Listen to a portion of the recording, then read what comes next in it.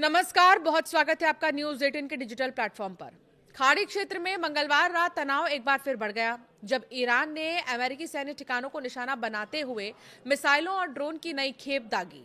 Iran ने दावा यह किया कि ये कार्रवाई अमेरिका के उन गतिविधियों के जवाब में की गई है जिन्हें उसने फारस की खाड़ी, हॉर्मुज और केशम द्वीप के आसपास शत्रुतापूर्ण कदम बताया है।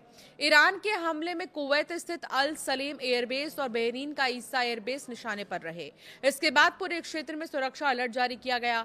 कुवैत की सेना ने कहा कि उसकी वायु रक्षा प्रणालियों ने कई मिसाइलों और ड्रोन को रास्ते में ही मार गिराया।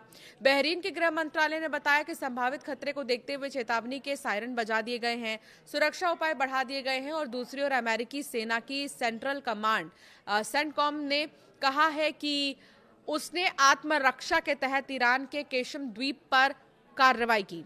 अमेरिकी सेना के मुताबिक उसके बलों ने कई ईरानी मिसाइलों और ड्रोन हमलों को नाकाम कर दिया। इससे पहले ईरानी मीडिया ने केशम द्वीप के आसपास विस्फोटों की खबर दी थी। इस बीच अमेरिका और ईरान के बीच जारी तनाव के बावजूद अमेरिकी राष्ट्रपति डोनाल्ड ट्रंप ने कहा दोनों ही देशों के बीच बातचीत पूरी तरह बंद नहीं हुई है। उन्होंने उन खबरों को खारिज किया है जिनमें कहा जा रहा था कि युद्ध समाप्त करने को लेकर वार्ता रुक गई है।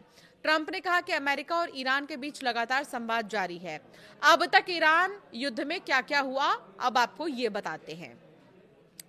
अमेरिकी और उसके सहयोगी बलों ने ईरानी मिसाइल खतरे का मुकाबला करने के लिए जो है MIM-104 पैट्रियट एयर डिफेंस बैटरियों से इंटरसेप्टर मिसाइलें रात के वक्त आसमान में दागी।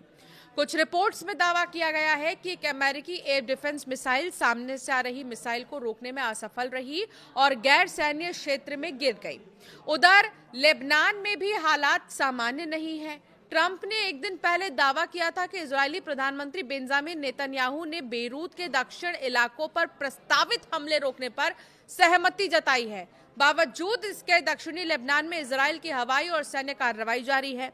लेबनान के स्वास्थ्य मंत्रालय के मुताबिक 2 मार्च से अब तक इजरायली हमलों में 3000 से ज्यादा लोगों की मौत हो चुकी है, जबकि 10,000 से ज्यादा लोग घायल हुए हैं और लगातार हिंसा बढ़ रही है। क्षेत्रीय टकराव ने पूरे पश्चिम एशिया को एक बार फिर बड़े संकट में और उसके मुहाने पर लाकर खड़ा कर दिया है।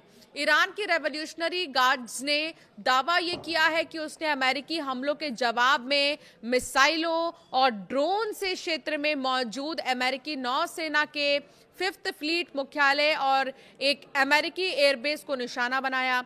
IRGC का ये कहना है कि इससे पहले अमेरिका ने केशम द्वीप पर स्थित उसके एक संचार टावर पर हमला किया था। इसके अलावा ईरान ने आरोप लगाया है कि अमेरिका ने हॉर्मुज के पास एक ईरानी तेल टैंकर को भी निशाना बनाया था। ईरान के मुताबिक इसके जवाब में IRGC की नौसैनिक इकाई ने पनाया नामक एक जहाज को निशाना बनाया। IRGC ने चेतावनी दे दी है कि यदि अमेरिका और अन्य ताकतें हॉर्मुज में दखल देती रहीं तो उन्हें भी ज्यादा कड़े परिणाम जो है भुगतने होंगे। सेंटकॉम का दावा यह है कि ईरान के मिसाइल और ड्रोन हमले नाकाम रहे। आपको यह बता दें कि कुवैत और बहरीन में ईरान ने अमेरिकी सैन्य ठिकानों को टारगेट किया था, जिसके बाद अमेरिकी सेना का दावा यह है कि अमेरिकी और सहयोगी बलों ने सभी खतरों को हवा में ही मार गिराया है। और मिडिल ईस्ट में जारी ये टकराव रुकने का नाम नहीं ले रहा। पिछले एक हफ्ते में कुवैत स्थित अमेरिकी ठिकानों पर यह तीसरा हमला है। अगर बात करें 3 हमलों की तो 29 मई का हमला तो हम आपको बता ही रहे हैं। ईरान की फतेह 110 मिसाइल ने अल सलेम एयरबेस को निशाना बनाया था, जिसमें मलबे की चपेट में आने से अमेरिकी सैनिकों सहित 5 कर्मी घायल हुए थे और $30 मिलियन का अमेरिकी MQ-9 रीपर ड्रोन नष्ट हो गया था। 1 जून का हमला आपको बताते हैं जब ईरान ने बैलिस्टिक मिसाइलों और कॉमिकेज ड्रोनों से बड़ा हमला किया था, जिससे कि अमेरिकी सेना ने इंटरसेप्ट किया था। और 2 जून को कुवैत और बहरीन को एक साथ निशाना बनाया गया।